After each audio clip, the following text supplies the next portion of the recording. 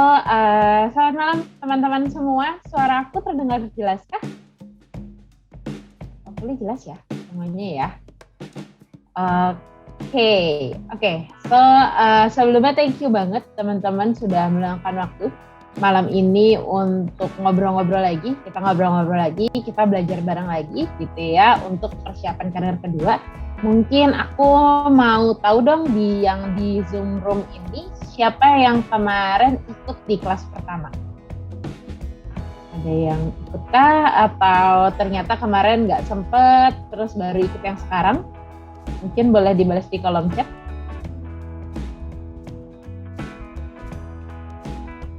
Baru ikut. Oke, Rani kemarin sempat ikut ya. I see. Oke, ada yang baru sekarang. Oke, it's okay, nggak apa-apa. Mungkin hopefully teman-teman udah sempat nonton untuk yang video pertama kemarin ya di YouTube-nya, karena memang ini sangat berhubungan sama video yang kemarin. Jadi ini kayak lanjutannya lah, ibaratnya seperti itu. Oke, so aku izin share screen dulu ya teman-teman semua. Oke, let me check.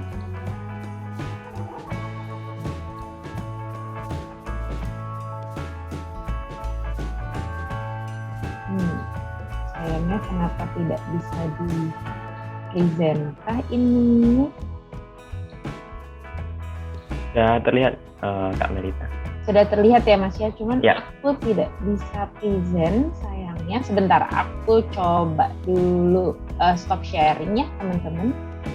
Aku coba dokumen yang lain dulu, takutnya yang tadi korup atau gimana ya. Wait, mohon ditunggu ya. Tapi kemarin teman-teman ada yang mau ditanyain nggak sih soal yang kemarin kira-kira, atau ada yang masih kurang paham kah, atau ternyata sudah paham semuanya kah, atau gimana? Kira-kira nih teman-teman semua.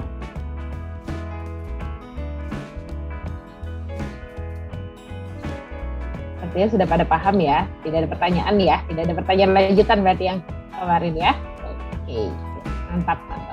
So, sekali lagi semoga hari ini kita bisa belajar banyak gitu ya. Perkenalkan dulu, mungkin ada yang belum kenal sama aku gitu ya, karena kemarin belum sempat datang, kemudian juga belum sempat nonton YouTube-nya gitu ya. Jadi perkenalkan, nama aku Melita. Jadi sekarang sendiri aku sedang sibuk jadi talent acquisition di salah satu startup untuk OTA. Jadi kalau teman-teman kurang tahu, OTA itu adalah online travel agency.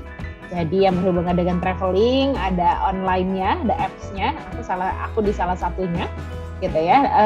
So far, kalau misalnya dari perkenalan aku sendiri, mungkin in the last atau selama 7-8 tahun belakang, aku memang menggeluti karir, gitu ya, sebagai talent acquisition atau rekrutmen. Jadi kurang lebih aku di sini mau sharing ke teman-teman kira-kira kisi-kisinya apa sih kalau misalnya bikin CV itu seperti apa, atau interview seperti apa, atau gimana sih cara kita mempersiapkan karir itu sendiri gitu. Nah, mungkin di sini adalah hari kedua, karena hari pertama kita kemarin udah sempat banyak ngomongin CV ya teman-teman. Jadi saat ini sendiri aku akan banyak ngomongin soal proses setelah screening CV sendiri gitu. Jadi mungkin kalau teman-teman kemarin itu kelasnya kan ada screening CV, ada interview, kemudian ada interviewnya sendiri ada dua ya, ada interview sama HR, kemudian ada interview sama user, kemudian kita ada offering, kemudian kita juga ada onboarding juga gitu. Nah, kemudian sebenarnya interview itu apa gitu ya? Interview itu adalah salah satu proses diskusi di dalam sebuah rekrutmen proses untuk saling lebih mengetahui bagaimana kemampuan dan personality satu sama lain. Gitu. Nah, interview ini, as I mentioned, bisa terbagi menjadi dua. Ada interview dengan HR atau dengan HR-nya, gitu ya, kira-kira biasa interview pertama, tapi kadang-kadang interview sama HR itu juga bisa di akhir, gitu ya, dan juga interview sama user atau ibaratnya ini sama orang yang nanti akan kerja bareng sama teman-teman, atau yang akan jadi leadernya teman-teman semua, gitu. Nah, ini ibaratnya interview ini tuh ada tips and triknya lah teman-teman. Nah di sini teman-teman akan belajar nih tips and triknya dari interview itu sendiri. Jadi diibaratkan gini, kalau misalnya interview itu adalah proses perkenalan gitu ya. Kalau misalnya teman-teman mungkin saya lagi PDKT gitu ya sama orang baru, pasti kan teman-teman akan ngobrol dulu, gitu. akan cari tahu, wah dia orangnya kayak gimana ya, wah dia sukanya apa ya. Nah itu kurang lebih seperti itu. Jadi interview di sini adalah proses perkenalan ya. Di sana teman-teman akan banyak ngobrol-ngobrol, di mana teman-teman akan banyak ditanyain, most probably ya, paling seringnya adalah pasti teman-teman akan banyak ditanyain soal skillnya teman-teman, keahlian teman-teman, atau mungkin perjalanan karir teman-teman semua, atau mungkin kayak ekspektasinya teman-teman sendiri, kenapa apply dan yang lain-lain seperti itu. Nah, aku mau nanya dulu nih, mungkin boleh dijawab di kolom chat ya. Kalau misalnya teman-teman tiba-tiba dapat undangan untuk interview gitu ya, interview sama HR-nya nih, kira-kira yang ada di pikiran teman-teman tuh interview HR akan seperti apa sih teman-teman? Atau mungkin ada yang sudah pernah interview HR mungkin? Ayo, ada yang mau jawab mungkin di kolom chat? Kira-kira gimana sih kalau sama perkenalan diri, atau kayak kira-kira apa sih yang dirasain kalau dapet interview HR nih, kira-kira apa nih yang teman-teman rasain, atau teman-teman tuh mikirnya HR tuh gimana? Ada lagi mungkin selain dari Mas Adi, tegang. Mas Yohanes bilang tegang Kak. Ada yang lain?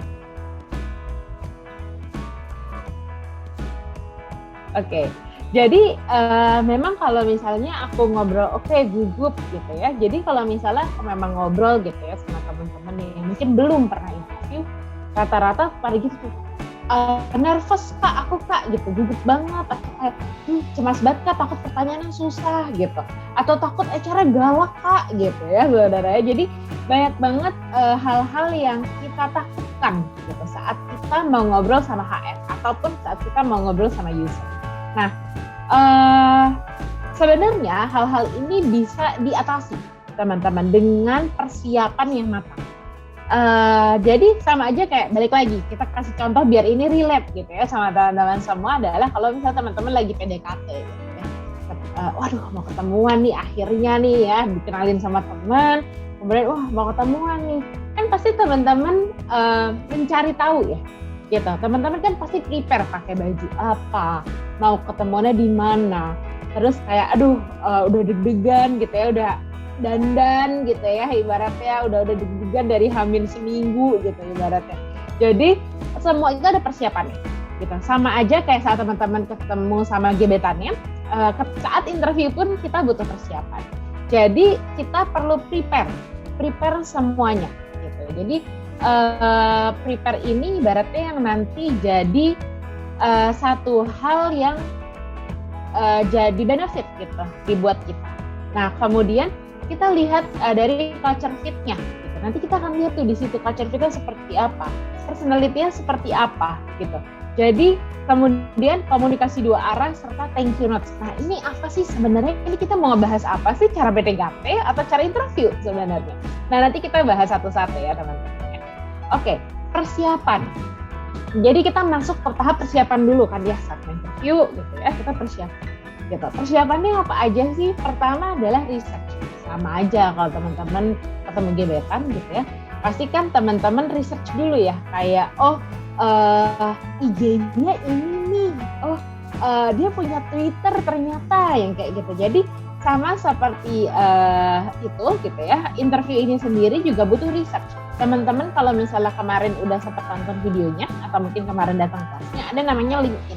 That's why kenapa teman-teman butuh LinkedIn, karena teman-teman bisa research dari LinkedIn-nya. Kan kadang-kadang kalau interview dikasih di invitation dikasih namanya gitu ya, siapa gitu. Nah itu bisa tuh di situ. Jadi di LinkedIn, kemudian ada juga sekarang tuh company-company banyak yang udah punya Instagram yang dia ngiklanin culture-nya, ada live ad bla bla bla, people ad bla bla bla, terus apapun itu juga sekarang banyak banget. Dan juga ada networking ini bisa dibilang orda lah, orang dalam gitu ibaratnya. Kalau misalnya teman-teman ternyata mau interview di company A, oh ternyata ada temennya teman-teman semua gitu ya, misalnya tetangganya gitu, oh, ternyata dia kerja di situ juga gitu. Teman-teman bisa nanya tuh sama beliau kayak, gimana sih kerja di sana rasanya, atau kayak orang-orang di sana gimana sih? Nah itu dibilang sama network.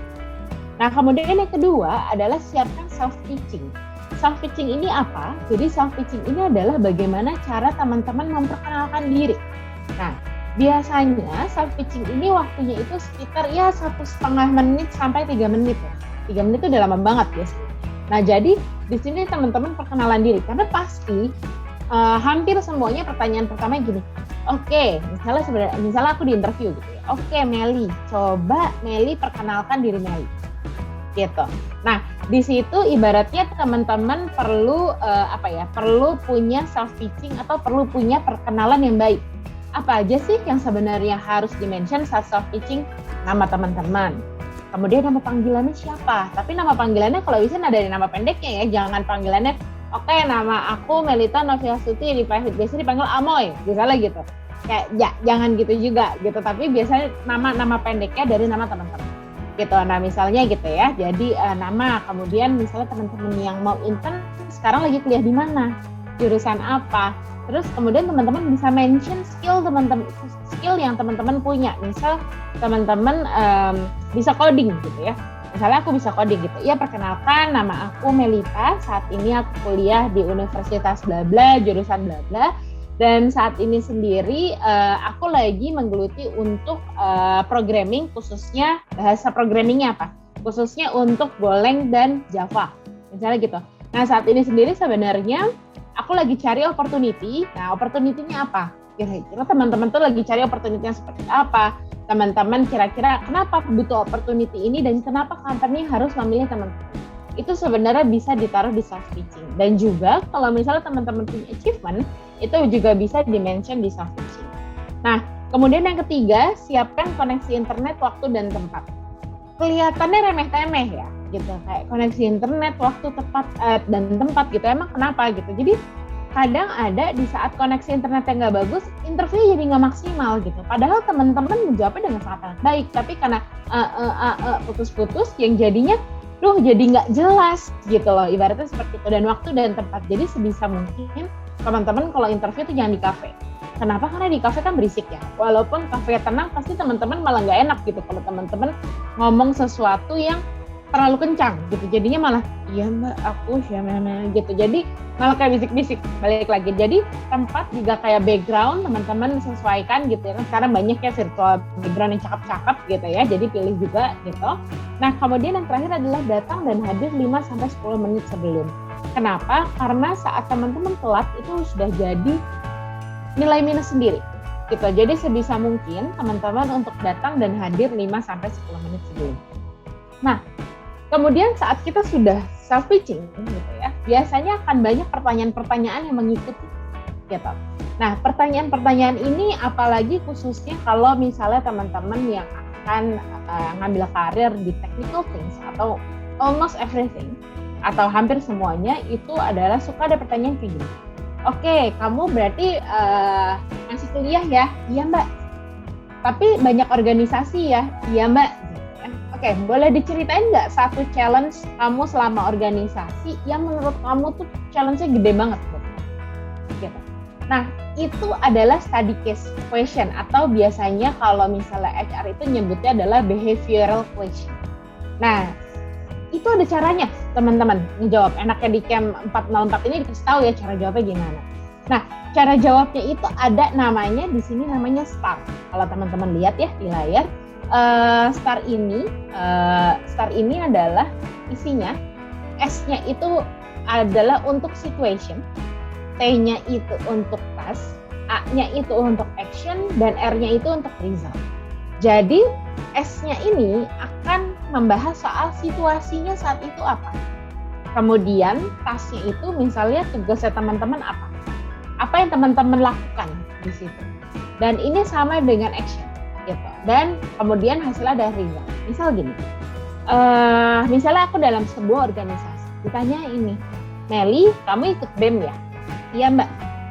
Oke, boleh diceritain nggak satu challenge yang besar? Aku akan bilang, oke, waktu itu aku pernah dapat, ini Mbak, aku pernah ngadain event. Jadi aku dan kelompok aku, itu aku ngadain event. Jadi di event itu, eventnya itu satu kampus. Event, let's say eventnya adalah drama musikal, gitu. Nah, di event itu aku punya role jadi bendahara. Gitu. Jadi kan itu situationnya tuh. Oh, situationnya adalah dia bikin event drama musikal, kemudian dia jadi bendahara. Nah, kemudian challenge-nya apa? Challenge-nya itu di tasnya. Nah, waktu itu kurangan uang, Mbak. Gitu. Jadi kita melihat bahwa, wah, biaya produksinya let's say 15 juta, tapi ternyata kita baru punya 10 juta dan itu baru hamin seminggu. Dan itu sudah let's say hamin seminggu. Gitu. Jadi, nah itu kan tasnya kayak, oh berarti ada gap nih Mbak 5 juta yang harus aku kumpulkan selama waktu seminggu. Itu tasnya atau tugasnya teman-teman. Nah kemudian actionnya itu apa? Action itu apa yang teman-teman lakukan? Oke, jadi waktu itu hamin seminggu akhirnya kita menghubungi semua partner-partner atau semua kayak brand-brand yang kita sudah punya kontaknya dari alumni untuk kita propose agar kita bisa dapat budget tambahan Mbak. Gitu. Dan waktu itu kita juga jualan sih Mbak, jualan gorengan gitu ya di dalam kampus, kemudian juga bahkan ada yang ngamen, waktu itu temen aku ada yang ngamen misalnya keluar action ya. Gitu. Nah resultnya adalah waktu itu akhirnya kita bisa mengumpulkan bahkan lebih Mbak, waktu itu kan misalnya saya budget 15 juta misalnya ya. Nah waktu itu pada akhirnya karena sisa 5 juta kita sudah dapat akhirnya 7,5 juta dari situ. Jadi kita punya budget 17,5 juta nih Mbak. Jadi kita bisa dapat budget buat jaga-jaga lah Mbak. Itu adalah start. Jadi situation, teman-teman jelasin waktu itu situasi seperti apa, tugasnya teman-teman apa, kemudian apa yang teman-teman lakukan untuk menyelesaikan tugasnya, dan hasil dari apa yang teman-teman lakukan itu apa. Gitu. Itu adalah start. Nah, itu adalah bagaimana kita cara menjawab behavioral interview atau tadi pertanyaan yang bisa dijawab kayak gitu tuh apa sih Kamel? Biasanya itu adalah pertanyaan yang berhubungan dengan challenge, misalnya project, challenge, kemudian apalagi ya, kurang lebih di situ lah project dan challenge. Jadi bagaimana cara teman-teman menceritakan sesuatu? Karena di situ kita melihat bahwa sebagai HR, oh orang ini ternyata terstruktur ya kalau misalnya menjawab. Gitu. Nah kemudian suka banyak yang nanya sama aku kalau teman-teman fresh grad adalah, Kamel aku mau nanya dong, biasa ditanya sih kalau interview. Nah ini adalah yang biasanya ditanyain saat interview teman-teman. Jadi kalau misalnya teman-teman lihat gitu ya, di sini ada pertama sebutkan kelemahan dan kelebihan kamu. Kadang ada bahasa lainnya adalah sebutkan apa yang mau kamu improve dan apa yang mau kamu pertahankan. Itu juga bisa kelemahan dan kelebihan. Nah, terus cara jawabnya gimana Kamel? Gue boleh ada template-nya nggak Kamel? Jujur, kelemahan dan kelebihan itu teman-teman yang tahu. Aku nggak tahu gitu. Mungkin aku cuma tahu kelemahan dan kelebihan aku. Mungkin teman-teman yang paling tahu apa kelemahan dan kelebihan diri teman-teman sendiri. Tapi for your tips, saat teman-teman ngomongin soal kelemahan, teman-teman harus tutup itu dengan sesuatu untuk overcome kelemahan. Misal, lagi ya, aku kasih contoh biar teman-teman dapat gambaran ini. Aku itu kelemahannya salah satunya adalah aku gampang banget skip, kayak cepet banget lupa gitu loh. Karena di sharing sedikit ya teman-teman, di talent acquisition atau di rekrutmen itu perintilannya baik banget administration dan aku kadang miss gitu. Jadi caranya gimana? Caranya adalah saat aku mengerjakan sesuatu di pagi hari, aku harus bikin to-do list, dan beneran bikin to-do listnya aku tuh tipe orang yang cukup konvensional gitu. Jadi aku tulis, beneran aku selalu punya notebook yang kayaknya kalau dari awal kerja sampai sekarang itu notebook udah berkardus-kardus gitu ya, karena udah 8 tahun kerja. Dan itu aku selalu tulis apa yang harus aku kerjakan hari itu. Saat aku selesai, aku coret kerjaannya. Jadi in the end of the day, aku akan ngerasa, aku udah ngerjain beberapa hal loh, gitu. Itu kalau aku. Jadi saat aku ditanya, oke, Meli, kelemahan kamu apa? Kalau aku boleh jujur, kelemahan aku adalah aku gampang lupaan, Mbak. Tapi untuk menangani ini, aku biasanya selalu mencatat pekerjaan aku di pagi hari. Let's say jam kerja aku jam 9 sampai jam 6. Nah, biasanya aku akan mulai lebih pagi. Di jam 8, biasanya aku udah mulai untuk nge-scrolling. Oke, email ada apa aja ya yang harus di follow up. Oke, oh di chat ada apa aja yang harus aku follow up? Oke, in data ada yang aku miss nggak ya? Jadi tuh biasanya sejam pertama aku akan review pekerjaan aku hari ini mau ngerjain apa aja, gitu. Begitupun di akhir end of the day gitu. Biasanya setengah jam terakhir gitu ya. Biasanya kalau aku tipe orang yang ibaratnya karena suka break di tengah-tengah, jadi aku biasa jam kerja sampai 7 atau sampai jam 7 gitu kan. Biasanya di setengah jam terakhir aku akan review. Oh oke, yang ini udah done, yang ini udah done. Aduh, yang ini harus follow up lagi. Oke, besok. Kalau misalnya harus ditulis saat hari itu, aku tulis gitu. Kalau misalnya aku ngerasa kayak oke, besok pasti bisa nih, oke. And then aku akan kerjakan besok. Jadi seperti itu teman-teman. Jadi teman-teman harus tahu gimana menangani kelemahannya teman-teman. Nah, yang kedua adalah mengapa company kami harus menerima kamu. Biasanya kalau teman-teman berangkat dari fresh grad, biasanya kita akan melihat semangat belajar teman-teman. Nggak usah dari fresh grad, aku pun masih selalu menjawab dengan semangat belajar aku, dan I really do gitu. Aku beneran semangat belajar. Aku selalu pengen tahu kayak, oh engineer tuh ngapain sih? Oh bahasa ini tuh apa sih? Bedanya sama ini apa ya? Gitu. Karena itu yang kadang kita cari. Gitu. Itu yang kadang kita lihat kayak, oh dia semangat belajar nih. Oh dia penuh inisiatif nih. Dia anaknya nggak malu gitu buat tanya. Gitu. Kalau aku pribadi, karena aku ngerasa itu adalah hal yang jadi satu kelebihan. Jadi biasanya mengapa company kami harus menerima kamu, itu biasanya bisa teman-teman kembangkan dari kelebihannya teman-teman. Nah kemudian apa rencana kamu 3 tahun ke depan? Biasanya ini mulai jarang ditanya ini teman-teman, gitu ya. Sedikit mulai jarang gitu. Jadi ini tapi teman-teman juga harus pikirkan gitu. Ke depannya apa? Misalnya teman-teman sekarang mencoba untuk jadi software engineer. Apakah ke depannya teman-teman masih mau jadi software engineer di full stack, front end atau back end, atau teman-teman mau jadi data atau apa, itu teman-teman mulai sekarang harus mulai figure it out. Oke. Nah, kemudian hal lainnya adalah komunikasi 2 arah. Kadang-kadang banyak orang lupa bahwa interview itu tuh tetap ngobrol gitu. Jadi banyak yang merasa bahwa oh interview itu cuma bagian gue gitu. Oh enggak. Kadang-kadang ada beberapa pertanyaan yang mungkin teman-teman nggak langsung nangkep gitu ya. Jadi kayak ini tadi maksudnya apa? Jadi teman-teman bisa tuh kalau misalnya teman-teman ngerasa teman-teman ragu dengan konteks pertanyaannya, teman-teman bisa langsung nanya kayak, oke, Mbak, sorry banget, ini maksudnya adalah ini ya Mbak. Jadi teman-teman bisa berdiskusi itu. Oh iya betul Mas, maksud aku kayak gitu. Baru teman-teman bisa jawab. Jadi seakan-akan teman-teman juga make share gitu. Di situ nggak asal jawab terus jadi next kayak apanya gini sih gitu ya. Jadi kayak gitu ya. Nah kemudian yang kedua adalah jangan lupa bertanya di penghujung interview. Hampir semua rekruter sekarang tuh akan menanyakan ke teman-teman, oke, ada yang mau ditanyain nggak sejauh ini? Teman-teman harus bertanya, bahkan harus bin kudu ya. Harus bin kudu bertanya gitu. Kenapa? Karena di sini adalah peluang teman-teman untuk mencari tahu mengenai company-nya. Bisa tanya, oke, abis ini prosesnya apa ya Mbak? Kalau boleh tahu. Misalnya. Atau yang kedua, oke, Mbak, boleh tahu nggak sih di sini tuh culture company-nya apa sih? Kadang-kadang ada nanya aku, Mbak Meli boleh tahu nggak sih apa sih yang bikin Mbak Meli betah kerja di sini? Gitu. Jadi bisa kayak gitu. Atau kayak misalnya teman-teman juga kalau misalnya ngobrol sama misalnya teman-teman bisa nanya, oke, ekspektasi pekerjaannya seperti apa sih Mbak di sini gitu? Apa sih ekspektasinya jadi software programmer di sini?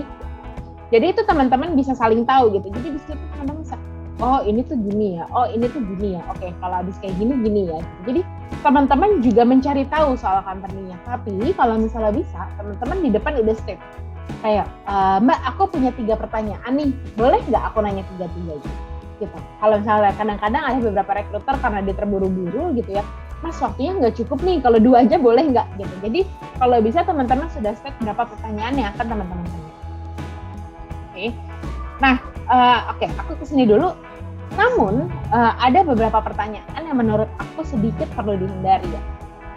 Sedikit perlu dihindari itu kenapa? Karena ini akan membuat teman-teman punya image yang kayak gimana gitu. Yang adalah misal teman-teman nanya, Mbak di sini gajinya berapa sih? Saya terang-terangan itu. Menurut aku itu sesuatu yang kayak kenapa nanya gaji ya, prosesnya masih panjang nih. Jadi kalau misalnya teman-teman mau, teman-teman jangan nanya gaji tapi teman-teman bisa nanya, Mbak, boleh tahu nggak sih di sini benefitnya tuh apa aja? Beda ya teman-teman, gaji dengan benefit. Gaji itu salary-nya, gajinya teman-teman kayak benefit tuh perintilannya, jadi kayak insurance, asuransi gitu ya, hari cutinya, atau mungkin kadang-kadang sekarang kan di startup ada yang ada dapat makan siang dan yang lain-lain, nah itu bisa dibayar gitu, oke? Nah, kemudian adalah yang terakhir thank you notes. Thank you notes ini apa sih sebenarnya? Thank you notes ini adalah ucapan terima kasih teman-teman saat teman-teman mulai sudah selesai gitu ya untuk interviewnya sendiri. Misal teman-teman habis interview sama aku, gitu. Teman-teman bisa mengirimkan nih di email atau di WhatsApp ucapan terima kasih yang intinya adalah mengucapkan ini di sini aku kasih contohnya bahasa Inggris ya. Intinya adalah teman-teman bisa menyatakan interviewnya tuh menyenangkan, kemudian teman-teman mengapresiasi lah apa yang sudah diberitahukan atau yang di-share gitu, dan di ujungnya teman-teman bisa state bahwa gue interest banget loh sama opportunity lo, jadi I hope to hear from you soon. Jadi kayak aku harap aku bisa denger keputusannya nih secepat mungkin gitu. Misal kayak gitu. Jadi teman-teman bisa. Oke, nah setelah kita proses interview gitu. Jadi teman-teman kalau ada yang mau nanya, mangga di chat dulu kali ya. Kita lanjutin dulu. Jadi setelah kita proses interview, kalau misalnya teman-teman lancar nih ya interviewnya, itu akan ada namanya tahap offering. Nah, offering ini sebenarnya apa? Gitu. Offering ini adalah tahap di mana kita bernegosiasi soal gaji, gitu. Nah, biasanya apa aja sih sebenarnya yang perlu dipastikan saat kita bernegosiasi soal gaji, gitu ya? Yang pertama adalah status kepegawaian. Jadi status kepegawaian ini biasanya berhubungan ada beberapa teman-teman. Jadi ada full time itu permanen lah yang pakai 3 bulan percobaan atau 3 bulan probation. Kemudian kontrak itu biasanya ada periodenya gitu ya. Oh, kamu 1 tahun kontrak nih, nanti akan diperpanjang. Nah, itu kontrak. Dan yang ketiga adalah magang gitu ya. Dan selain magang itu juga ada paruh waktu atau freelance gitu. Jadi teman-teman sambil freelance bisa kerja di satu company, di company lain dengan judul si freelance ini. Biasanya dia per project gitu. Jadi teman-teman harus tahu nih status kepegawaian ini apa kira-kira, yang mana kira-kira. Nah, kemudian yang kedua adalah research mengenai gajinya. Tahu dari mana sih Kak? Nanti aku akan kasih tahu ya. Jadi di situ akan ada tuh gaji di state gitu ya. Nah, teman-teman harus tahu tuh kira-kira di market gaji itu emang sekarang berapa sih? Atau gimana sih bisa tahu gaji? Nah, itu nanti aku akan juga bahas lebih lanjut ya. Kemudian fasilitas kesehatan. Fasilitas kesehatan itu adalah tadi asuransi ya. Asuransi aja ada rawat jalan, ada rawat inap. Bedanya apa? Kalau rawat jalan itu biasanya dia yang kalau misalnya teman-teman ke klinik itu bisa di-reimburse. Jadi pakai duitnya teman-teman dulu, baru kemudian di-reimburse. Nah, rawat inap itu kalau teman-teman dirawat di rumah sakit. Nah, kemudian BPJS saya banyak banget ya. Sekarang ada ketenagakerjaan, ada kesehatan gitu ya, ada jaminan hari tua, ada kecelakaan kerja. Nah, terus Kak, perusahaan yang baik tuh punya apa minimal banget punya BPJS, karena BPJS itu adalah program wajib dari pemerintah gitu. Jadi teman-teman make sure tuh apakah ada BPJS atau tidak gitu ya. Dan kemudian pajak itu kadang kalau ya sekarang kalau kita berpenghasilan kita wajib bayar pajak ke negara. Nah, itu adalah pajak. Kemudian cuti ini biasanya off day-nya berapa hari setahun, ada yang 12 hari, ada yang 15 hari. Nah, itu teman-teman juga harus make sure, serta ada benefit lain. Jadi kayak ada training kah, kadang-kadang ada yang tadi ada lunch, kadang-kadang ada yang dapat uang produk nih, kadang-kadang kayak gitu. Nah, itu juga bisa jadi sebuah benefit. Nah, balik lagi, jadi kalau misalnya buat nego gaji itu aku harus gimana Kak? Ya, itu adalah pertama harus research mengenai gajinya di market. Pertama itu bisa dari Glassdoor, Glints juga sekarang ada, kerja.com sekarang juga ada. Terus sekarang banyak banget kok kalau teman-teman cari gaji software engineer fresh grade itu banyak keluar. Jadi yang benar seperti apa sih gaji ini? Gitu ya. itu adalah sesuai dengan paling minimum itu kalau bisa teman-teman itu adalah yang sesuai sama UMR, sama upah minimum daerah lah ibaratnya gitu ya. Kayak Jakarta sama Bandung itu bisa beda gitu. Kalau aku tidak salah Jakarta terakhir 4,6 kalau aku tidak salah. Bandung itu 3 juta kalau nggak salah. Nah itu biasanya bergantung dari lokasi kerjanya gitu. Jadi UMR itu adalah hal tersebut ya. Nah kemudian pastikan apa yang kamu butuhkan. Balik lagi teman-teman, aku tahu setiap orang punya kebutuhan masing-masing gitu ya. Waktu aku jadi fresh grad, aku pasti ngeliatnya itu adalah pertama, oke, ini UMR Jakarta saat itu segini. Kemudian oke, ini cukup nggak ya buat kebutuhan sehari-hari gue gitu ya. Kebutuhan sehari-hari, bayar listrik, bayar air, biaya rumah, dan yang lain-lain ya. Mungkin ada teman-teman yang jadi tulang punggung keluarga juga gitu, yang harus kayak, harus jajanin adik misalnya. Oke, paling enggak harus bayarin air gitu ya buat ibu bapaknya gitu ya. Kayak gitu teman-teman harus hitung kembali dan juga lihat kembali skill apa yang bisa dikontribusikan gitu. Nah biasanya skill ini nanti akan berhubungan sama research study. Misalnya teman-teman software engineer, software engineer tuh bisa beda-beda tuh bahasanya ya. Ada yang Golang, ada yang Java, ada yang apa. Nah itu bisa dilihat tuh, Golang tuh rata-rata segini nih marketnya kayak gitu. Jadi itu yang bisa dilihat lagi dari skill dan kontribusi. Oke, nah saat teman-teman sudah deal gitu ya, deal angka segini. Ada proses namanya adalah onboarding gitu ya. Nah, di onboarding ini teman-teman itu akan belajar apa aja sih? Nah, ini teman-teman akan perkenalan gitu ya mengenai company-nya. Gitu. Misalnya teman-teman masuk company A. Nah, di company A itu sendiri nanti teman-teman akan dikasih tahu nih company A sejarahnya apa, company A itu ada di mana aja, company A itu tentang apa dan yang lain-lain gitu ya. Itu ada di onboarding session namanya. Kemudian kedua ada perkenalan mengenai workflow atau cara kerjanya. Gitu. Jadi kalau misalnya teman-teman udah onboarding gitu ya, nah itu biasanya teman-teman akan ngobrol sama leadernya. Leadernya pasti akan ngasih tahu tuh, di sini cara kerja itu gini, nanti kamu akan dapat permintaan dari sini, habis itu kamu akan ke sini sampai result gitu. Jadi itu namanya workflow. Nah, kemudian akan ada perkenalan tim karena kadang-kadang ada sih yang single factor atau dia baru sendirian sama manajernya gitu ya. Tapi kan bukan berarti kamu hanya bekerja berdua, tapi kamu juga bekerja dengan divisi lain gitu, atau dengan teman-teman yang dari tim lain gitu. Nah, itu biasanya perkenalan di situ. Nah, kemudian yang terakhir, kalau misalnya kita ini sudah di pandemik gitu ya, kadang-kadang kita sudah mulai ngantor, itu ada namanya kan work from office ya. Kalau sekarang kayak aku work from home gitu.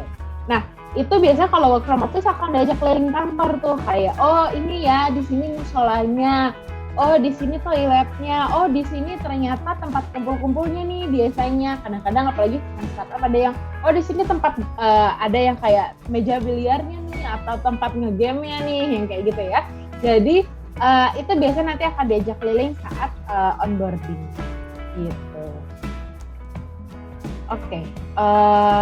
Nah, ini mungkin sedikit tadi soal employment statusnya gitu ya. Jadi tadi ada salary, insurance, BPJS, benefit. Nah, kurang lebih seperti itu sih teman-teman. So far gitu ya. Semoga cukup jelas karena aku tidak mau panjang-panjang ngomong sendiri. Aku pingin kita banyak discuss atau banyak Q&A gitu ya. Jadi kira-kira dari teman-teman ada yang mau ditanyain so far?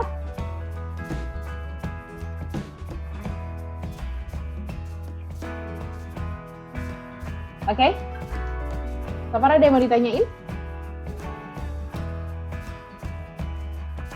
Oke, ini udah masuk pertanyaan Mbak Melita. Ini cukup panjang ini. Mungkin Mbak Melita bisa buka kolom komentarnya. Karena ini cukup panjang ini. Oke, siap. Yeah. Oke, ini ya dari Ahmad ya. Ini aku stop share ya teman-teman. BTW aku minum dulu ya. Aku minum dulu. Mas Novi mungkin kita bolehkah kalau misalnya sampai sekitar jam sekarang sampai 9 kurang 15? Ya, silahkan. Gak apa-apa ya? Kita buka sampai jam 9 kurang 15 teman-teman. Jadi kalau misalnya ada pertanyaan, aku lebih suka discussion gini soalnya. Jadi kalau ada pertanyaan monggo mumpung aku bisa bantu jawab ya.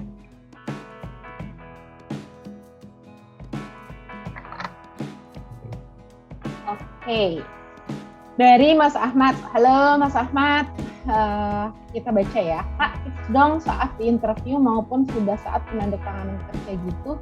Apa sih tips buat fresh graduate? Apakah sesuai peraturan yang berlaku UD atau belum? Terkadang mungkin kita sebagai fresh graduate senang bila diterima, namun di sisi UD perusahaan kurang menjalani peraturan UD tersebut, seperti jasa ditahan atau ada masa training sebelum kontrak. Oke. Ini berarti ibaratnya adalah gimana kita bersikap berhati-hati ya saat kita dapat offering gitu ya. Ini benar banget sih. Jadi kadang-kadang ada mungkin beberapa teman-teman yang ibaratnya suka ngeblank gitu ya. Karena udah saking senang dapat offer, terus tiba-tiba udah tanda tangan aja gitu. Pertama adalah Mas Ahmad, thank you ya untuk questionnya. Pertama adalah teman-teman harus cek PT-nya. Gitu ya, teman-teman harus selalu cek PT di Google. Umpamanya sekarang semua udah canggih di Google ya. Di Google tuh kan selalu ada review ya, kayak PT-nya gini, ini apa gitu. Jadi pertama itu ya, teman-teman harus lihat dulu gimana sih reviewnya gitu ya. Di Glassdoor tadi itu cukup lengkap gitu, atau biasanya di Kerja tadi, atau banyak kok sekarang kadang-kadang kalau misalnya kadang ada page company, page FB-nya suka ada lah komen-komen yang gimana-gimana, itu juga ada. Nah, yang kedua adalah Mas Ahmad bisa di-make-sure di sisi ininya sih Mas, dari sisi BPJS tadi gitu ya. Dia punya BPJS nggak sih? Gitu. Karena BPJS itu adalah wajib Mas sebenarnya. Jadi saat BPJS, saat perusahaan atau PT ya khususnya, tidak mendaftarkan BPJS, itu salah. Gitu. Itu udah menyalahi salah satu undang-undang ketenagakerjaan. Gitu. Jadi basicnya dari situ dulu deh. Gitu. Nah terus kalau ijazah ditahan, nggak usah ngomongin soal PT kecil ya Mas ya. Bahkan BUMN pun itu ijazah ditahan. Nah kalau ijazah ditahan, jujur aku nggak tahu undang-undangnya ada yang melarang atau ada yang membolehkan. Cuman itu lebih ke self preference atau ke preferensi teman-teman aja sih sebenarnya. Apakah teman-teman nggak apa-apa atau kenapa-napa. Tapi biasanya ijazah ditahan itu adalah untuk yang MT gitu ya. MT itu adalah untuk manajemen training. Biasanya dia memang ada ikatan dinas dan yang lain-lain. Nah, karena teman-teman udah disekolahkan dalam tanda kutip, karena udah dikasih kuliah, udah dikasih apa. Nah, itu biasanya memang ijazahnya ditahan gitu. Jadi balik lagi, kira-kira apa sih yang wajib dicari? Pertama, cari company di Google, jangan sampai ada itu ya, ada ternyata company-nya gini nih gitu ya. Yang kedua adalah dari BPJS sendiri. Jadi teman-teman nggak apa-apa tuh waktu dapat offering, teman-teman list dulu apa yang mau ditanyain, kemudian tanyain ke HR semua, and it's okay. Jangan sampai teman-teman ngerasa oke udah dapat offering, gue nggak boleh nih nanya, enggak. Gitu. Malah HR atau HRD tadi wajib menjawab semua pertanyaan teman-teman saat teman-teman lagi sesi offering. Oke?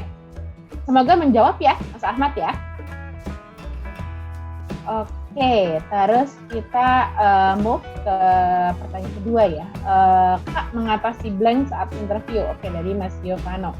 Oke, Mas Giovanno, thank you untuk pertanyaannya. Ini menarik, karena banyak banget ditanyain, Kak, kalau gue blank gimana ya?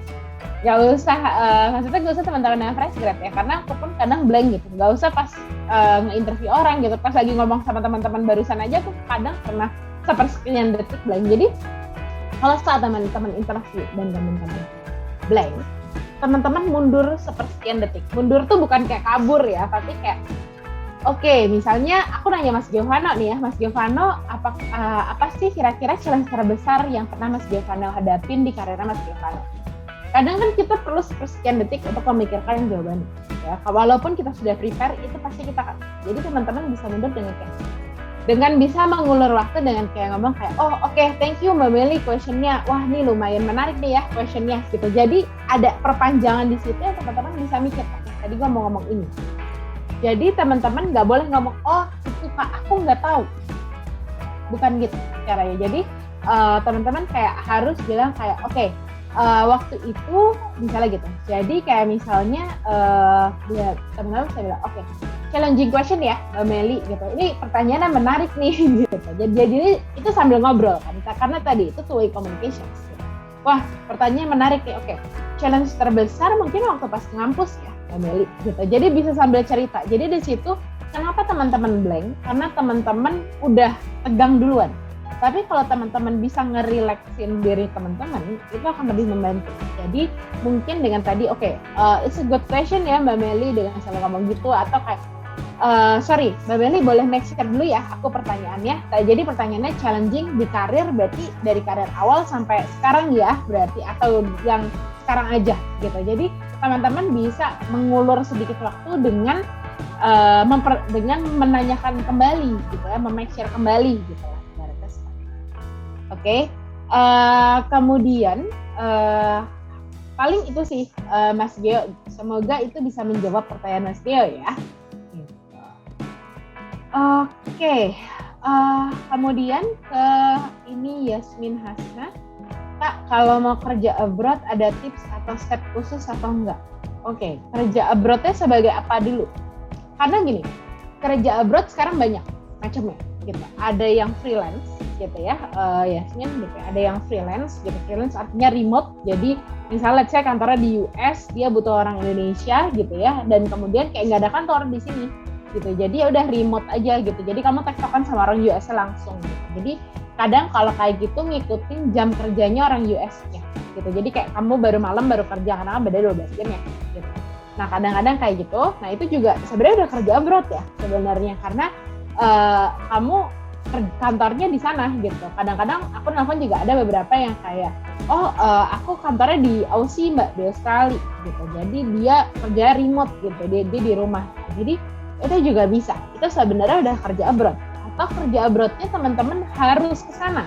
Itu yang berbeda gitu. Kalau misalnya teman-teman harus ke sana, itu yang prosesnya pasti panjang gitu. Karena kalau misalnya setahu aku saat teman-teman di-hire oleh company yang let's say ya, teman-teman mau kerja di Malaysia gitu. Itu kan pasti ada biaya penempatannya dan yang lain-lainnya yang untuk zaman sekarang company akan milih untuk remote gitu. Jadi kayak ya udah mending remote aja gitu. Remote kayak ibaratnya kayak ya udah lo kerja dari Jakarta, gue nggak apa-apa gitu. So kerjaan sekarang semua bisa di Zoom gitu ibarat. Gitu. Jadi teman-teman, Yasmin mungkin kalau misalnya nanti mau ini ada follow up question-nya yang mana nih? Gitu. Tapi yang pasti adalah bahasa Inggrisnya harus outstanding. Gitu. Bahkan apakah broken English is okay, Kak Meli? Is okay. Cuman pasti akan banyak kompetitor ya ibaratnya. Balik lagi karena dia pasti butuh orang bagus. Pasti kalau misalnya ada seseorang yang fluent banget in English, pasti dia akan pilih itu. Jadi pasti modal utamanya bahasa Inggris.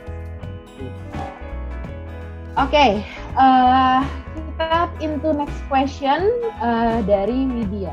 Kalau misal pas kuliah nggak ada prestasi gimana ya Kak? Kalau pas interview di finance. Oke, jadi kalau misalnya dulu aku juga pas kuliah nggak punya prestasi apa-apa. Jadi gini sih sebenarnya Widya ya. Kalau misalnya ditanya achievement apa, sebenarnya achievement itu bisa apa aja.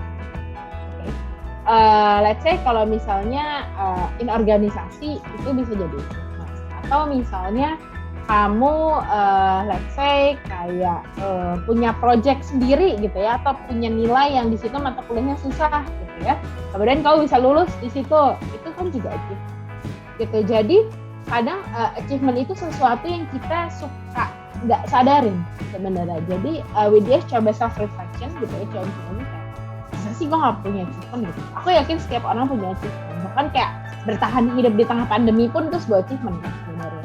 Gitu. Jadi aku yakin Widya punya gitu. Walaupun itu kayak aku mungkin sekarang lagi jagain orang tua sambil kuliah sambil ini. Itu kan sebuah achievement sebenarnya. Dimana kita bisa balancing awal-awal.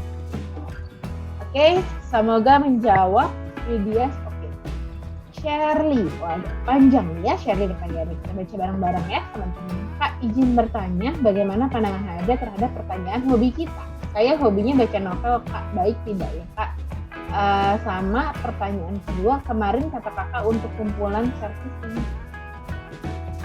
ini ditaruh di link G-Drive, link itu dituliskan dalam CV atau bagaimana? Oke, ini sama pertanyaan CV ya, berarti Shirley ya. Oke. Pertama, aku mau ngebahas soal pertanyaan hobi. nggak ada hobi yang jelek dan hobi yang tidak. Maksudnya tidak ada hobi yang jelek dan hobi yang baik. Menurut aku, hobi is hobi. Kadang-kadang ada beberapa hobinya apa? Kadang-kadang aku pernah ditanyain kok, Meli hobinya apa? Makan, Pak. Ya karena emang hobinya makan gitu. Karena aku bisa kulineran kemana-mana gitu. Karena emang satu hal, dan itu bisa jadi sebuah obrolan loh, kayak oh iya gitu. Terus suka makanan apa? Suka makanan manis, Pak. Bapak pernah nyoba ini nggak? Aku tuh tipe orang yang seperti itu gitu. Jadi menurut aku hobi itu bisa apapun gitu. Maksudnya itu bukan, kecuali hobinya ngapain, nyakitin orang, nusukin orang, ya itu beda gitu loh. Cuman kalau hobi itu menurut aku, apakah itu baik atau tidak, itu tergantung kamu. Kira-kira kamu ngerasa itu jadi tempat kamu beneran menghabiskan waktu dan kamu jadi charging atau enggak gitu sebenarnya. Jadi kalau misalnya hobinya ada yang ngoprek motor di sini, misalnya hobinya apa, otomotif Pak, gitu, ya nggak apa-apa gitu. Atau hobinya apa tadi, baca novel gitu, ya nggak apa-apa gitu. Mungkin ya, apalagi kalau misalnya kamu mungkin apply di sesuatu posisi yang menulis, mungkin itu jadi sesuatu yang oke, berarti suka membaca ya, berarti punya sumber tulisan yang cukup banyak, misalnya kayak gitu. Jadi itu juga bisa jadi advantage ya, atau bisa jadi nilai jual. Nah, kemudian pertanyaan keduanya adalah ditaruh di jurnal yang itu dituliskan dalam CV atau bagaimana? Iya, jadi kalau misalnya ada certification, nah itu bisa ditaruh di situ di URL-nya satu-satu gitu. Kayak misalnya certification dari Camp 404, jadi di situ di URL-in. Jadi itu juga bisa ya. Oke. Nah, kemudian semoga menjawab ya, Shelly. Thank you.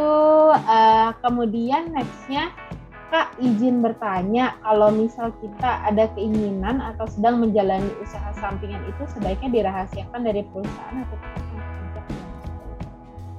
Oke. Kalau menurut aku, kita ada keinginan atau sedang menjalani usaha sampingan. Kalau sudah kan menjalani usaha sampingan ini kayak freelance ya, Mbak Gilda ya.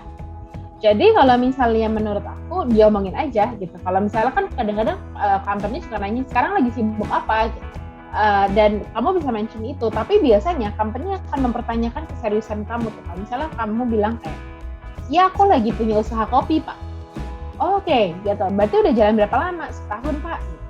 Kayak udah setahun nih Pak gitu. Tapi so far kadang-kadang itu kamu perlu state bahwa, tapi so far ini bisa aku take care sih Pak, karena aku nggak sendirian. Gitu. Karena aku nggak sendirian, aku berdua sama teman aku. Jadi once aku punya full time job, aku akan fokus sama full time job. Gitu. Jadi ibaratnya Mbak Hilda tuh teman-teman semua, kalau misalnya punya usaha sampingan, kita bantuin orang tuanya atau apa, teman-teman harus bisa membuktikan bahwa teman-teman bisa komit di situ. Gitu. Jadi bisa komit di situ, yang dimana teman-teman juga ibaratnya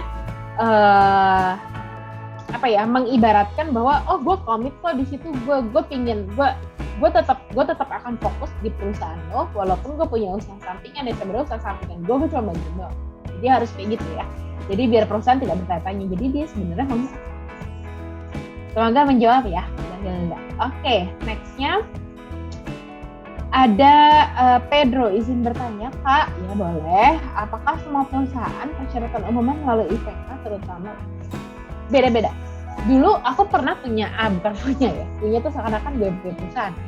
Dulu aku pernah kerja di satu perusahaan yang dia nggak ngeliat IPK gitu. Jadi ada kok yang misalnya kayak nggak ada minimum IPK karena yang dinilai adalah skillnya. Jadi kalau teman-teman dari programming gitu ya, di divisi ya, maka mereka tuh jarang latih IPK. Setahu aku mereka akan ngasih tes dan mereka akan lihatnya dari tes gitu. Jadi kalau teman-teman programmer, kecuali teman-teman MT ya, tadi manajemen ini atau BUMN itu mungkin ada manajemennya, tapi biasanya kalau kayak startup gitu ya, atau perusahaan-perusahaan sekarang banyaknya perusahaan media-media yang belum besar atau banyak yang startup lah gitu bilang. Nah itu biasanya mereka akan lebih lihat dari hasil tes programming gitu. Jadi menurut aku itu bukan faktor utama, tapi bukan berarti aku ngomong gini terus teman-teman kalau misalnya disuruh orang tua belajar dong biar IPK bagus. Kemarin kata Kak Meli, IPK nggak penting kok, jadi gitu ya. Tapi menurut aku, apakah IPK penting di saat bekerja? Itu bukan number one, tapi itu akan lebih baik kalau teman-teman punya IPK yang bagus. Ibaratnya seperti itu. Oke? Nah, kemudian kita ke Ilham. Kak, mau tanya gimana sebaiknya menyiasati penundaan onboarding masuk kerja karena masih ingin menunggu hasil interview lain. Terus misal kita keluar dari pekerjaan full time tapi cuma dapat 2 bulan masa kerja, itu gimana ya Kak? Apa nanti ada hal khusus yang harus diperhatikan? Oke. Sebenarnya kalau misalnya mau menyiasati daripada kamu udah tanda tangan, mending saat lagi offering proses. Jadi gini, misalnya in the same timeline kamu ada 2 proses, ya, A dan B. Yang A ini prosesnya sama yang B, tapi yang A ini ternyata nge-offer duluan. Ya. Nah, daripada kamu terima yang A, kemudian B offer kamu lebih, kemudian kamu pindah ke yang B, lebih baik kamu ngomong ke yang B. Mbak, gimana ya kira-kira proses aku? Karena in the same time atau di waktu yang bersamaan, aku juga proses di company ini, ya, di company lain. Dan kebetulan yang di company lain aku dapat offer. Aku mau tanya aja sih Kak, apakah yang di sini aku dilanjutkan atau tidak? Kalau misalnya si HR itu bisa langsung ngomong, wah kayaknya kita gagal nih Mas, kayaknya kita belum bisa nih Mas sama kamu, dan ya kamu tahu bahwa kamu. Tapi kalau misalnya dia bilang kayak, oke, Kak, kita lagi final proses kok sama kamu, ditunggu ya Kak. Kamu bisa bilang ke company-nya kayak, Mbak, boleh nggak aku minta waktu 2-3 hari untuk mempertimbangkan? Gitu. Oke, jadi kamu harus lihat tuh timeline waktunya. Jadi saat dia bilang, oke boleh Kak, terus kamu bilang sama si company B-nya, Mbak, boleh deh, tapi yang company lain cuma ngasih waktu aku sampai segini nih.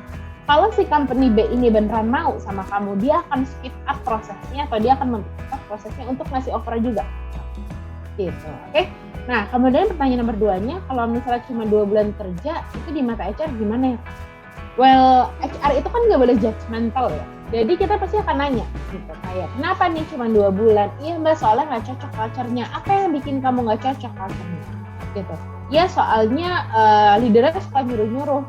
Pasti kita akan gali lagi, oke, udah pernah kamu komunikasi atau kamu lari dari masalah? Itu kan yang sebenarnya jadi masalah. Atau kadang kayak, kenapa 2 bulan? Iya Kak, aku kena layoff. Ya udah, mau gimana gitu. Makanya kita nggak boleh judgmental as an HR karena itu. Kadang ada beberapa orang ya emang lagi amsyong juga gitu, bahwa dia 2 bulan atau dia 3 bulan bukan mau dia, tapi ternyata perusahaan tutup misalnya, dengan sangat berat hati ternyata tutup gitu. Jadi kurang lebih gitu ya, Ilham, semoga itu menjawab ya.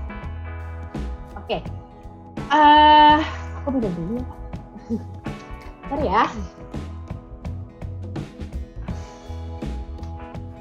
Oke. Dari Anita, izin bertanya ya Kak, terkait interview user dan interview pimpinan itu biasa pertanyaannya seperti apa ya Kak? Biasanya interview user itu akan lebih banyak ngomongin soal technical gitu. Kayak kalau misalnya teman-teman apply buat programmer ya akan banyak ngomongin soal programming gitu ya, project-nya, challenge project-nya apa, kemudian caranya gimana. Kalau terus biasanya study case. Kalau disuruh bikin apps biasanya apa dulu yang dibikin? Kalau dapat request dari product manager biasanya apa dulu yang kamu akan lakukan? Gitu. Kalau misalnya ternyata deadline-nya sempit, biasanya kamu ngapain? Nah, kayak gitu-gitu. Jadi itu biasanya HR itu biasanya user. Kalau misalnya pimpinan user atau leadernya atau kayak apa ya, manajemennya itu biasa lebih ke helikopter view dari teknikalnya. Jadi lebih besar cakupannya. Gitu. Dan misalnya tadi cuman kayak oke, dapat dari produk kamu ngapain nih? Kalau dari atasnya lagi tuh bisa kayak caranya bikin apps gimana sih? Gitu. Bisa kayak gitu. Tapi itu bisa beda-beda ya teman-teman. Tapi kurang lebih biasanya user sama pimpinan user itu biasanya lebih ke technical things. Gitu. Oke, Hilda, sama-sama. Nah, Fajri. Ini makin banyak ya. Gak apa teman-teman, tapi kita sampai 845 kali ya teman-teman ya. Jadi nanti 845 mungkin aku akan tutup sini ya. Oke, kemudian Fajri izin nanya Kak, seandainya ada saat interview apa yang membuat kamu bisa diterima di perusahaan ini? Cara jawabnya gimana ya Kak? Ini mungkin tadi aku udah mention juga ya Fajri. Jadi biasanya ini berhubungan sama kelebihan yang Fajri punya, ya. Fajri harus bisa membahasakan kelebihan Fajri itu apa, gitu. Itu yang jadi nilai jual Fajri. Atau bisa juga kayak misalnya soft skill Fajri, gitu ya. Kayak semangat belajarnya, atau mungkin kayak daya jualnya kayak bahwa yang dicari sesuai sama pengalamannya, terus bahwa kamu suka belajar, jadi ibaratnya kamu tidak akan berhenti belajar sambil dapat challenge baru misalnya. Nah di situ bisa gitu. Semoga menjawab ya. Oke, nextnya. Oke, Ahmad Fikri, Kak mau tanya lagi, jika sudah diterima kerja dan sudah ada job desk, namun seberlangsungnya waktu mungkin atasan kadang menambah job desk soft skill di luar job desk yang sesuai. Contoh kerja sebagai admin, namun karena kita ada skill desain terus disuruh desain, apakah seperti itu bagus atau bagaimana cara kita mengajar tersebut? Oke. Gimana ya teman-teman semua, ini agak tricky ya. Sebenarnya kalau misalnya tambahan soft skill ini sebenarnya balik lagi ke mindset. Kalau menurut kenapa ke mindset teman-teman mau apa gitu. Kalau gini, ini aku agak susah ngomong secara objektif gitu ya. Kalau secara HR thing sendiri, kita akan lihat dari bagaimana se-urgent apa atau sepenting apa sih ngerjain desain ini gitu ya. Apakah memang penting banget atau gimana, dan memang gak ada orang atau gimana. Jadi untuk sementara. Tapi kalau aku sebagai orang yang kayak, Mel boleh nggak lo ngerjain ini dulu? Gitu. Kalau aku pribadi, aku tipe orang yang kayak, oh boleh. Kira-kira ini butuh apa ya? Ini butuh ngapain? Ini butuh apa? Misalnya, oke, lo desain ya, tapi gue cuma bisa desain kayak gini. Ini jadi kamu harus bisa men-challenge orang yang ngasih. Misalnya kamu men-challenge diri kamu. Misalnya tadi admin nih, ngerjain ini ya, Pak. Saya bisa ngerjain, tapi pasti nggak sekarang, Pak. Kerjaan admin saya banyak, gitu ya. Ini nggak apa-apa, Pak. Iya nggak apa-apa. Yakin, Pak. Benar ya. Ini Bapak mau deadline-nya kapan? Bapak email aja ke saya. Jadi ibaratnya harus ada bukti tertulisnya. Itu kalau aku ya biasanya. Jadi kayak, oh ya udah Pak, tapi ada bukti tertulisnya ya Pak. Gitu. Kayak oke, ini jadi tanggung jawab aku sekarang. Kalau kita lihat nih sebulan, 2 bulan, kalau misalnya dia terus-terusan, baru teman-teman bisa speak up, bisa, Pak, ini kan saya udah ngerjain desain. Ini memang saya sekarang jadi admin dan desain apa gimana ya Pak? Jadi nggak bisa kalau baru sekali dikasih, nggak mau lah Pak, gitu, bukan kerjaan saya kok. Ya itu balik lagi ya, beda-beda tiap orang. Dan soalnya aku bilang ini aku subjektif banget karena aku tipe orang yang kayak, oh ya udah sekali 2 kali aku masih nggak apa-apa. Tapi kalau terus-terusan aku akan bilang kayak, Pak, saya punya kerjaan yang lain, ini kerjaan Bapak yang ini lumayan nambah beban saya nih, gitu ya. Jadi kayak ini nggak apa-apa nggak saya kerjain nanti atau gimana? Kalau itu terus-terusan, baru mungkin bisa dibicarakan kembali. Itu kurang lebih Ahmad, semoga membantu ya. Oke, yeay, sudah semua pertanyaannya ya Mas Novi ya berarti ya. Ya, Mbak Melita, ini mungkin pertanyaan terakhir Mbak Melita, karena ini ada pertanyaan yang masuk dari YouTube. Oh oke, boleh. Ini jadi pertanyaan terakhir pertanyaan dari Kak Zakia. Mungkin saya bacakan Mbak Melita. Kak mau tanya, misal proses interviewnya itu sudah dilaksanakan 1 bulan yang lalu, apakah boleh mengirimkan thank you notes atau follow up gitu proses rekrutmen tersebut? Oke, kalau misalnya sudah sebulan lebih baik follow up gitu, karena kalau thank you udah agak lama ya gitu ya, kayak sebulan makanannya juga udah basi gitu. Jadi follow up aja nggak apa-apa, bilang aja kayak mungkin, atau bisa kayak hai bla bla bla, misalnya hai company atau hai misalnya ke aku ya, misalnya hai Mbak Meli, terima kasih waktu itu sudah menginterview aku, bolehkah aku tahu update terakhir mengenai ibaratnya kayak mengenai opportunity ini, bisa di follow up aja ya. Gitu. Thank you. Tadi siapa namanya Mas Novi nanya? Kak Zakia. Oh ya, thank you Zakia. Oke, Mbak Melita, ini mungkin karena kita sudah di penghujung acara ya, mungkin bisa Mbak Melita bisa kasih closing statement untuk program hari ini. Oke, so thank you teman-teman dari Camp 404. Terima kasih juga Mas Novi dan teman-teman Camp 404 yang sudah mempercayakan aku untuk jadi pembicara di 2 sesi ini, gitu ya. Dan untuk teman-teman, semoga ilmunya kepake ya. Semoga tidak hanya didengerin aja, tapi langsung dipraktekin juga nanti kalau ada interview dan yang lain-lain. Semoga kepake. Dan yang paling penting adalah kalau aku pesennya satu, untuk di ibaratnya mental state lah. Jangan teman-teman nggak boleh merasa bahwa saat teman-teman kirim CV atau gagal interview itu jadi kayak gagal, gue nggak mungkin dapat kerja. Tapi anggap itu sebagai sebuah latihan. kalau misalnya teman-teman gagal di satu interview, at least teman-teman tahu, oh tadi salah gue di sini. Oh, saat teman-teman gagal di CV, oke, kok gue ngirim 10 CV nggak ada yang dapat ya, oke. Apakah CV gue perlu dirubah? Jadi teman-teman harus menganalisa setiap step yang teman-teman ambil. Gitu. Oke, jadi jangan jangan menyerah duluan ya. Itu aja paling Mas Novi, thank you semuanya ya. Terima kasih Mbak Melita untuk materinya Sama-sama. pada malam Sama-sama. hari ini. Terima kasih teman-teman yang sudah berpartisipasi pada malam hari ini. Harapannya semoga teman-teman bisa menyelesaikan program-program yang teman-teman ikuti di Camp 404. Silakan bisa mengikuti ujian akhir dan nanti di finalnya teman-teman bisa mendapatkan atau mengklaim sertifikat. Baik, saya ucapkan terima kasih dan selamat malam.